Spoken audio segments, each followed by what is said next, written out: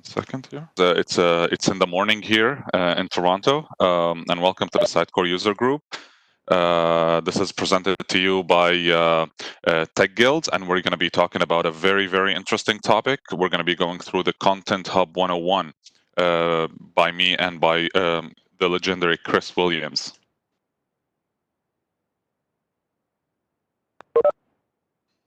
I'm going to first talk about who we are as Tech Guilds. And then we're gonna introduce ourselves as a speakers for today. Basically, after that, we're going to be talking about a very, very interesting problem, which is the content crisis. This is the main problem that the marketers are facing, actually, and present the solution for that problem, and talk about the benefits of having the Sitecore Content Hub implemented. Tech Guilds is a technology consulting firm. We're dedicated to elevating the art of possible, specializing in the Sitecore platform. We mainly work in the Sitecore platform from A to Z, from all its aspects, honestly.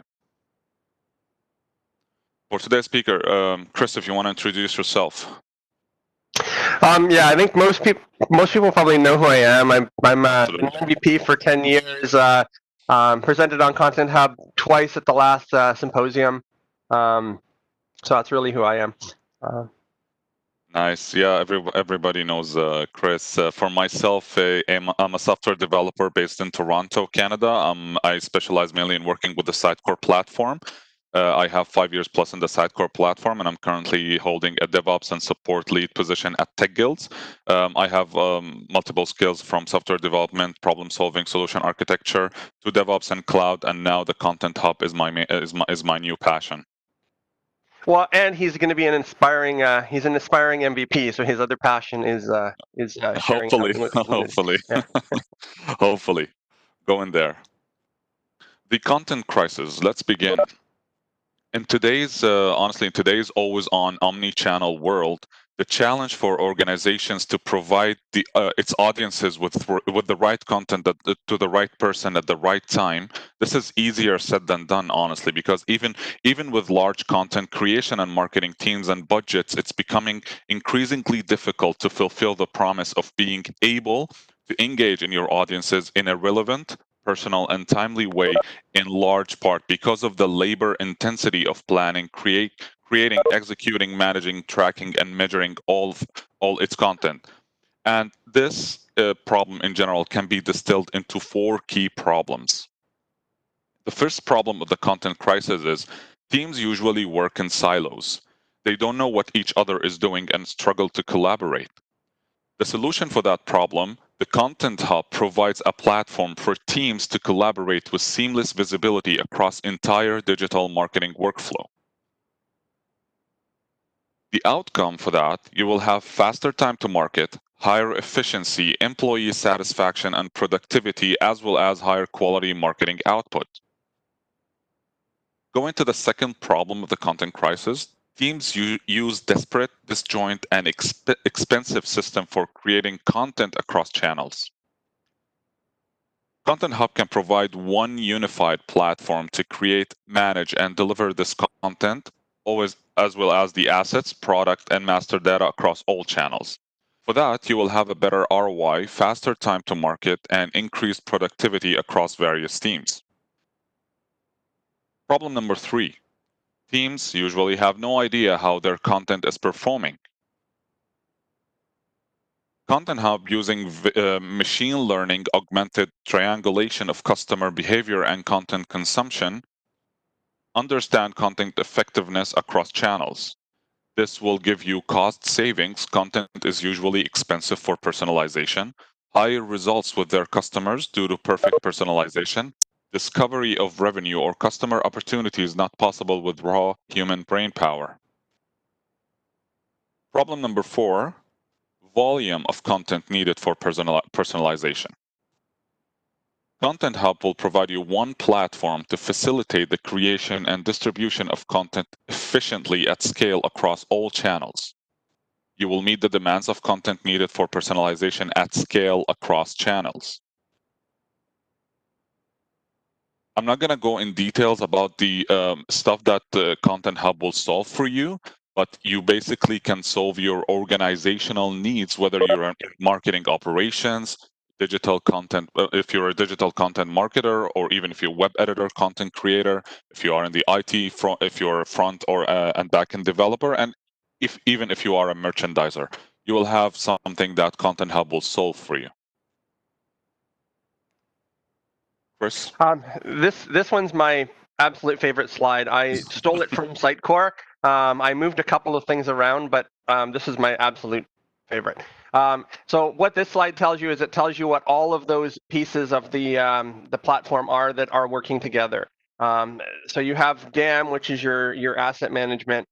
DAM and PCM work really tightly together. PCM allows you to map your products and your brands and stuff like that together. But on top of that, you can add your own entities, which then you can then map to your products and that. So you can create it exactly how you would from your pulling it in from your ERP system or commerce.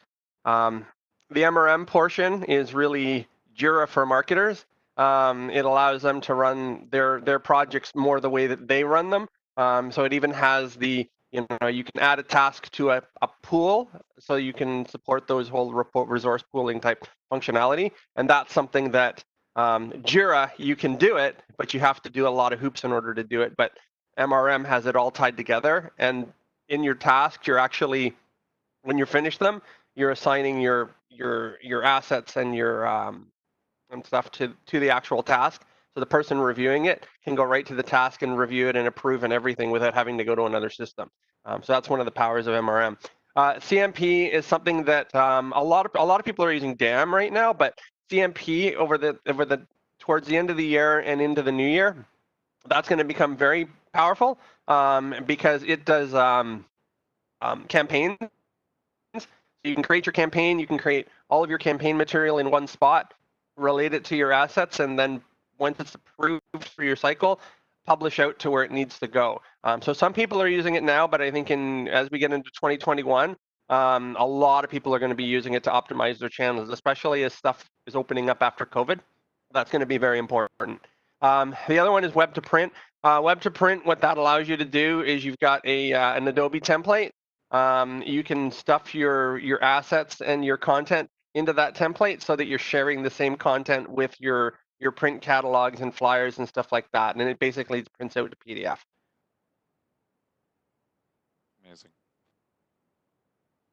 So speaking of solutions, what solutions do you need? If you have complex campaigns, planning, strategy, budgeting, ROI tracking needs, I think you would use the Sitecore MRM. As Chris said, this is the Jira of Content Hub.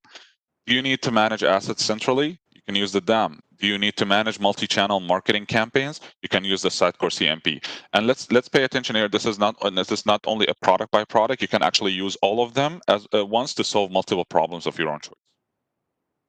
I think now it's time for Chris to demo us the Content Hub. Chris? Yeah. I'm going to grab the screen.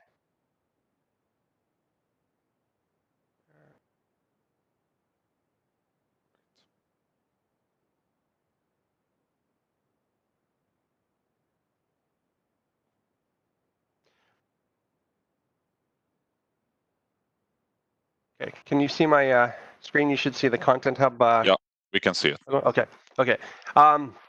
So I've logged in. So this is the first screen you get when you first log in. You can change what's on here. Right now, it's showing the last campaigns that I started working on. If I did any searches, it would show my last searches and any things that I've selected as shared searches. For Content Hub, by default, everything is pretty much turned off. I have everything turned on. So when you open up your sandboxes, it may be a little bit different. This first tab here is your content tab. So this is related to your CMP, and it has your reporting stats underneath it. So what this allows you to do is you can go in and you can look at your campaigns. You can build your campaigns, get everything approved, and then publish it out. The nice thing about log me out. The nice thing about the way Content Hub works, as opposed to a lot of other a lot of other ones is that you actually have an idea flow and not just a content flow. So a lot of times what will happen is people will have ideas for content and they'll email them to each other, and then eventually they'll be like, oh yeah, this is a good one, and then they'll start their content process.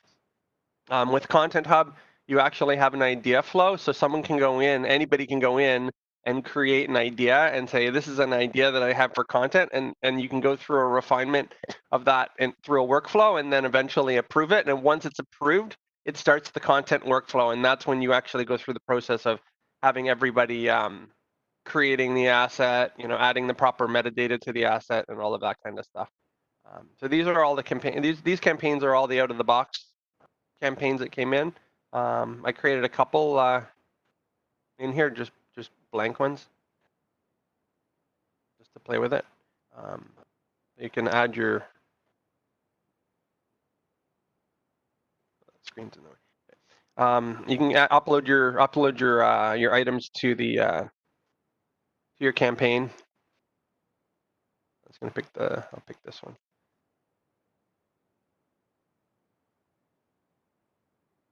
And when it's done, and it'll even give you the notifications in Chrome that it's done, so you can go off and wait and do other things, and then it'll pop up there. You don't have to wait in here for things to finish. So what you'll notice here, it uploaded the asset, but I don't have my thumbnail or anything yet. So the way Content Hub works, which is really nice compared to other systems, is when you upload your assets, it uploads the metadata pieces first. So you can actually go in and I can go in and I can start editing this asset even though it's not fully uploaded yet. And then what it does is it then takes the second part is uploading the actual image and doing any renderings and anything like that, any media processing it needs to do behind the scenes. And so because of that, it means that you're not waiting for, like, if you have like I say, a 2 terabit of a video, or you have like a huge raw images that are loading in, there could be a whole backlog of it doing the media processing, but you can go in right away and edit. So that's that's a very important distinction compared to other ones. So that's let's go into calendar. So the other thing that's really good about this is you can look at your campaigns based on what content is going to be published when.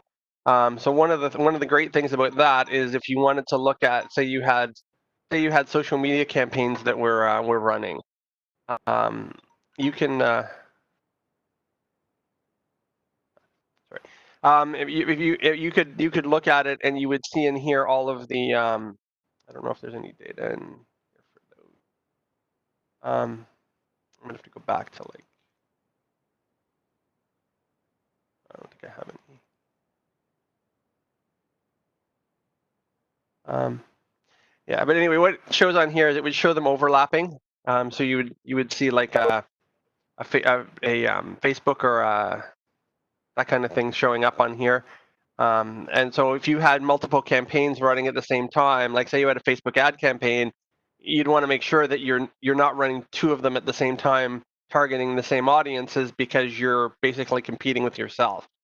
Same thing with Google Ads. You don't want to be costing yourself more money because you're competing against yourself on those, right? So that's really where this pans out for the calendar. The other one that is great in here is strategy. So strategy, what it allows you to do is you have your personas at the top. So right now, if you look at this, you can see that there's a huge gap in here for recipes for sporty people and for on the go, right? So at a glance, you can see that you've done lots of them for healthy focus, and you've had a lot of them for variety seekers. So rather than finishing these 2 blogs, you may decide that, you know what, maybe we should actually have have recipes for these other 2 columns instead. Or maybe sporty people don't like recipes, in which case that's okay. But at least what this does is it gives you at a glance what content you're doing and what content you need to fill. And so that way you can optimize, and rather than producing, like saying, oh, we're missing stuff, you can actually say, don't work on these, do these, and then you're optimizing your channel, right? So that's where the strategy really comes into play, is you can see what's being done for whom, and what types of content, um, for what region, and then this is customizable as well. You can add other things to it.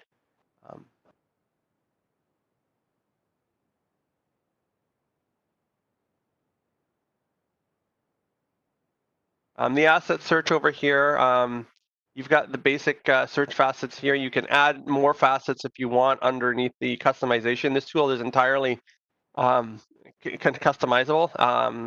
It's headless, so that means that everything that's being done here is calling the same APIs that you could call. So you could create your own components if you want to. You can change these up so that you can display and filter however you want. The assets go through a workflow, which is also configurable. You can configure it to however many steps you want, however many people you need to approve, all of those types of things. And everything you do is based on a trigger as well, so you can add extra code elements to that. The project section, that's the MRM. And so this allows you to create your tasks and assign them to people or to a group of people, and then be able to manage it. And you've also got your resource planning charts in here as well, to be able to see where there's gaps and what teams can actually do more work. This print one, this is for the web to print, so you can go through and you can create a publication and then add assets and stuff to it. Create is where you actually upload your assets. So I have a bunch of assets in here. You can see Corey sitting here. I uploaded him this morning, so he's not approved yet. So I can bring him through here and add whatever metadata I want for it. The nice thing about this too is you can change it up and add whatever metadata fields you want to show and which ones you don't. And then you can even do them based on, if I choose a certain metadata value, then show these other ones or make these other ones mandatory, or hide them because they're not even relevant to this asset. So that's something that's very powerful about this system. The DRM allows you to create your DRM contracts and then tie them to your assets, so that when an asset is going to be downloaded or searched for use, it can filter those out, so that you don't even see them when you're trying to look for stuff for your campaigns. So that's also very, very powerful.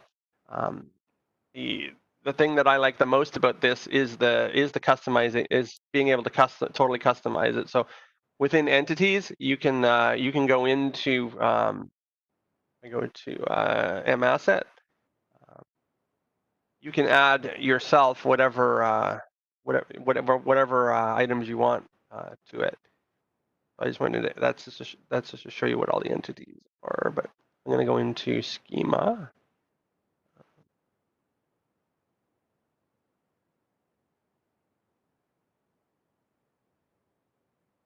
So you'll see in Schema, here's all the sections. So you can create your own sections. You can create your own members to go here, and then your members that you've created, you can create conditions on when they're going to show up, and you can also make it conditional on whether it's required or not, and the type of field, and whether it's a secure piece of content or not. You can put in a regex for validation for this field. You can make it multilingual or not, like you could in Sitecore, whether you can have fields that are shared across, or be language translated. Same thing here. You can create your own groups here to show up, and then you can hide and show the groups based on criteria as well.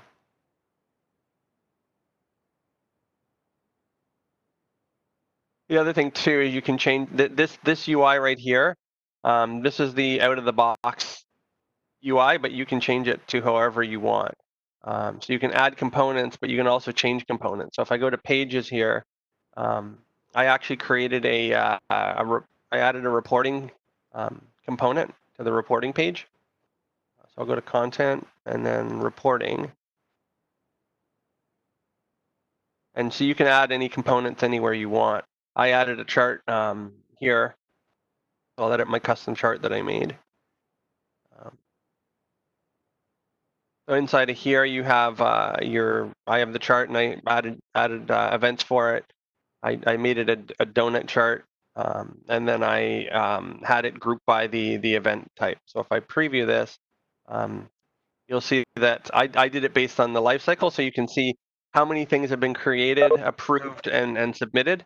So you can do the same thing with the published work state. You can see how many things have I published, what channels have I published to.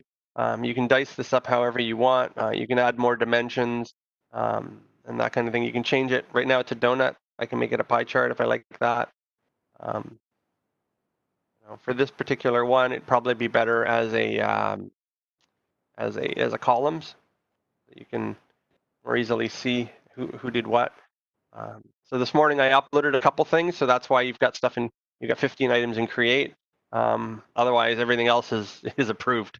And then you just save and close that. Now, if I go over to the reporting tab,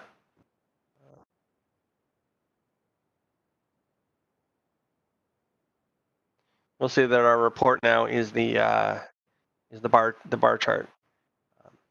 So it's very very powerful that way. The other place where it's very powerful is the media processing. So when an asset gets uploaded, based on its type, you can go in and do a full workflow.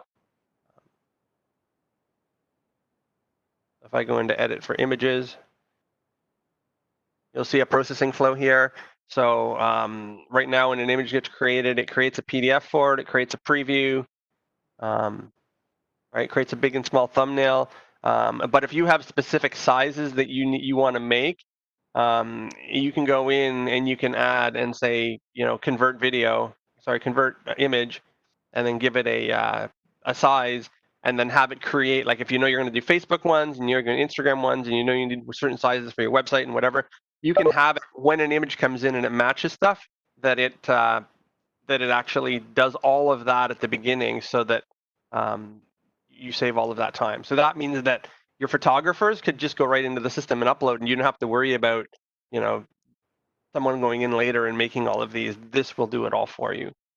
So this is very, very powerful system. I think I'm almost out of time now, so I'm going to stop sharing and we can go to Q&A.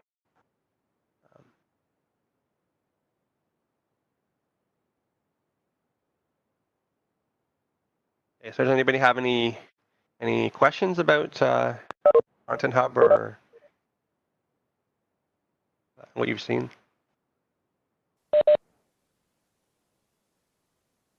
I have a question. Yeah, good. Yeah. So how do we get access to Content Hub as others do? Can you just walk us through that? So as a partner, you can reach out to the partner enablement. So it's like partner enablement at Sitecore.com, or you can reach out to Rich Carroll. I typically say to partners to reach out to Rich Carroll, because it's really good to get an introduction with him, so that he knows that you guys are working with it. And then basically what it is for partners, it's for each sandbox you spin up, it's $350 a month for the sandbox. And then it's throttled, so it'll only allow you to do so many transactions at a time. But I mean, if it's a couple of you playing in there, then it's not too bad. If you're starting to upload a lot of assets and doing a lot of triggers and trying to do a lot of stuff, then you may find that it'll start to get a little slow. If it starts to get a little slow, you can spin up another one. But for training purposes, you can do that. Plus, you probably want to get access to, there's a set of videos called Showpad videos. that go through all of the asset management stuff. So there's sales videos, there's admin videos, and then there's developer videos. And so if you're looking as a partner getting involved in that, then you're going to want to go down that path of getting access to the sandbox from Rich Carroll, getting the showpad access to be able to do the training, and then eventually doing the mock trial with Sitecore. That's how you get access to it is basically through Rich Carroll. Okay. I also wanted to know, like, are there any real world live examples of clients using Content Hub, or I may be a little far behind on the cycle of Content Hub as such, so I'm not sure where exactly is it. Is it in beta, or is it like Content Hub? Content Hub existed well before Sitecore bought them, right? So they were style labs.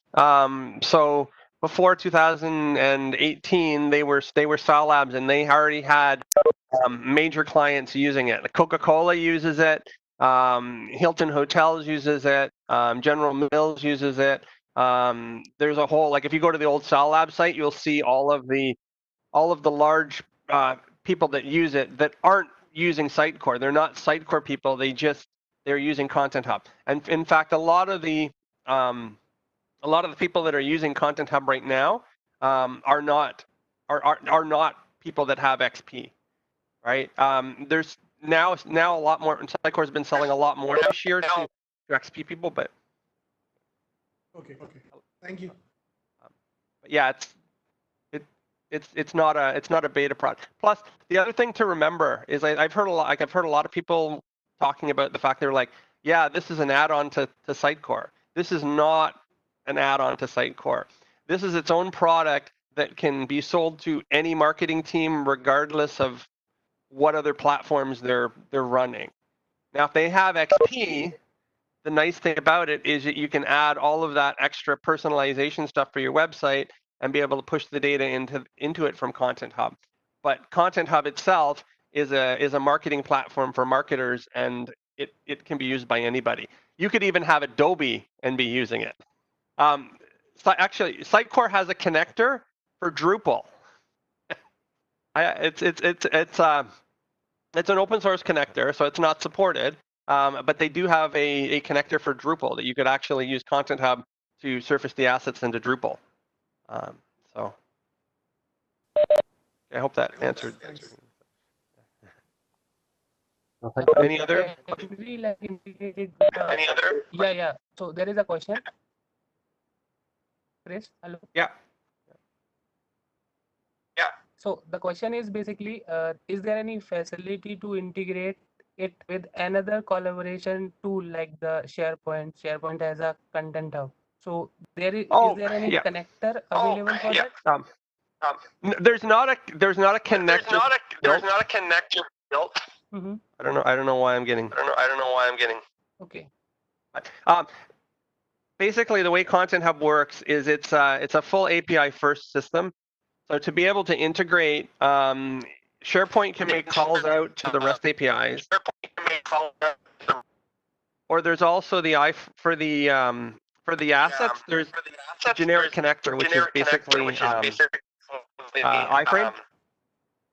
And so that iframe can be used to connect into anything. So from SharePoint, you could have SharePoint open up the iframe. You can do your search for what assets you want to put into your site, and then pull them in. So there's two different ways to integrate. You can use the REST API, or you can use the iframe method. So based on using that, you can connect to anything that's got anything that can call a web API. You can even a console app could call Content Hub and get what data it needs. So. Okay, thanks. Yeah, thanks. Yeah. Okay, I have one more dumb question. Okay, I just want to know, like, have you got any, marketers coming to you for getting some things customized? Is there any scope for, or any or any features available for customizing, the current interface or some stuff there? Oh, yeah. I mean, the big thing is reports, right? So out of the box, you get the basic, channel reports, but they're not going to give you the proper ROI that you need. In fact, Baraa and the Tech Guilds guys are actually working with a client, starting to work with a client right now. That's one of the problems that they have is they've implemented it. They know that it's giving them a good ROI because it's saving them time, but they don't have the reports to back that up, and they need to be able to push that to management and say, hey, here's the reports. And so one of the spots is customizing those, is building those reports. The other thing is with media processing. It gives you a robust system for media processing, and it gives you triggers. And so you can create your own processing steps to call out to other machine learning services other than cognitive. Right now, it calls cognitive services, but if you wanted to use Watson or you wanted to use AWS to do your metadata stuff, or you had backend systems that you need to pull data in from, that's where that development comes in. The other thing is connectors, right? So I mean, there's a couple of connectors that are out there. There's like a box.com connector. It gives you the steps to do it, but you have to actually develop it. And then any of the other types of connectors like that, those typically get built custom for customers, right? You have some script that starts you off, and then you have to work it to what they need. But there's a lot of potential for developing that kind of thing. Plus triggers, right? So when an item changes, you may not want to add other triggers. Right now, notifications go to email. You may want to change it to go to texting to somebody or to Facebook messaging somebody or things like that. You want those notifications to go elsewhere, or you may want some of the stats that are happening to go to your to whatever monitoring tools you use, so that you can see that people are uploading so many assets. The other thing that is customizable too is there's people that have their own marketing dashboards, right? So they have their own marketing dashboard with their tools and they've wired it all in. Well, this can be another tool that sits in there. So you can have that tool call the APIs on here rather than them going to the separate system, which is this.